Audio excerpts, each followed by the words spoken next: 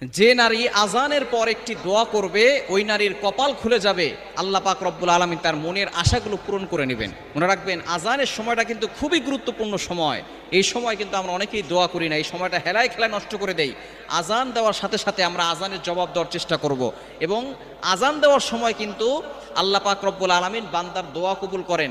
যখনই আজান দেওয়া হয় তখন আসমানের দরজাগুলো খুলে দেওয়া হয়, তখন বান্দার কথা সরাসরি আরো সে আজিমে গিয়ে নক করে এবং আল্লাহ পাক রব্বুল আলামিন তার দোয়াগুলো কবুল করে নেন। অবশ্যই আমরা এই আজানের সময় দোয়া করব। নবীজি সাল্লাল্লাহু আলাইহি ওয়াসাল্লাম জানিয়ে দিয়েছেন, এবং আজানের সময় সতর্ক থাকাও দরকার। মা বোনদের এই আজানের সময় সতর্ক থাকতে হবে, কারণ এই সময় যখনই আজান দেওয়া হয় তখন শয়তান, আজানের শব্দ যতদূর পর্যন্ত যায় ততদূর পর্যন্ত শয়তান পালাতে থাকে। হাদিসের ভিতরে আসে শয়তান পালাতে থাকে, এবং কুকুর এই শয়তানদেরকে দেখতে পারে, যার কারণে কুকুর ঘেউ ঘেউ করে আওয়াজ করে। দেখবেন আজানের সময় অনেক জোরে জোরে আওয়াজ করে কুকুর, কেন? তারা শয়তান দেখতে পায়, যার কারণে তারা এইভাবে আওয়াজ করে। এই সময় নারীরা চুল খোলা রেখে ঘর থেকে বের হবেন না। আজানের সময় চুলটাকে ভালো করে আটকে রাখবেন এবং সব সময় পর্দা করার চেষ্টা করবেন, কেননা একটা চুল যদি পরপুরুষ দেখে 70টা সাপ হবে এবং আপনাকে কামড়াবে কিয়ামতের ময়দানে। এই জন্য চুল যাতে করে কেউ না দেখে সে বিষয়ে অবশ্যই খেয়াল রাখতে হবে।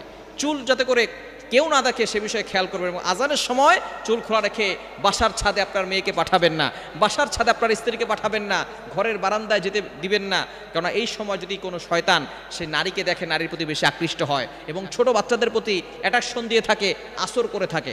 এই সময় চুল খোলা রেখে ঘর থেকে বের হবেন না, ঘরের বারান্দাও যাবেন না, মাথায় কাপড় দিয়ে রাখবেন।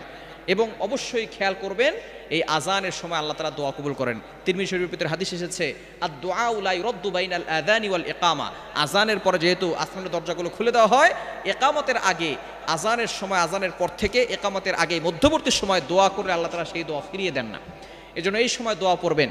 একটা দোয়া আছে, নবীজি সাল্লাল্লাহু আলাইহি ওয়াসাল্লাম জানিয়ে দিয়েছেন, দোয়াটি হচ্ছে বুখারী শরীফের হাদিস, অন্যান্য হাদিসের কিতাবের ভিতরে এসেছে, আল্লাহুম্মা রাব্বা হাযিহিদ দাওয়াতিত তাম্মা ওয়াস সালাতিল কাইমা আতি মুহাম্মাদানিল ওয়াসিলাতা ওয়াল ফাদিলা ওয়াদ দারাজাতার রাফিআ ওয়া বা'আসহু মাকামান মাহমুদানিল্লাযী ওয়া'আদতা ইন্নাকা লা তুখলিফুল মিআদ।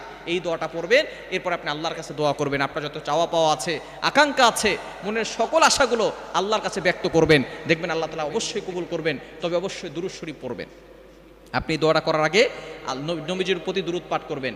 দুরূদের ভিতরে সবচেয়ে গুরুত্বপূর্ণ এবং ফজিলতপূর্ণ দুরূদ হচ্ছে দুরূদ ইব্রাহিম। আল্লাহুম্মা সাল্লি আলা মুহাম্মদ ওয়া আলা আলি মুহাম্মদ কামা সাল্লাইতা আলা ইব্রাহিম ওয়া আলা আলি ইব্রাহিম ইন্নাকা হামিদুম মাজিদ। আল্লাহুম্মা বারিক আলা মুহাম্মদ ওয়া আলা আলি মুহাম্মদ কামা বারাকতা আলা ইব্রাহিম ওয়া আলা আলি ইব্রাহিম ইন্নাকা হামিদুম মাজিদ। কেন দোয়া কবুলের আগে অবশ্যই দুরূদ শরীফ পড়লে সেই দোয়াটা তাড়াতাড়ি কবুল হয়ে যায়। এজন্য অবশ্যই আমরা আজানের সময় আল্লাহর কাছে দোয়া করব, সেই দোয়া কখনো ফেরানো হবে না। আল্লাহ তাআলা সকল আশাগুলো পূরণ করে দিবেন।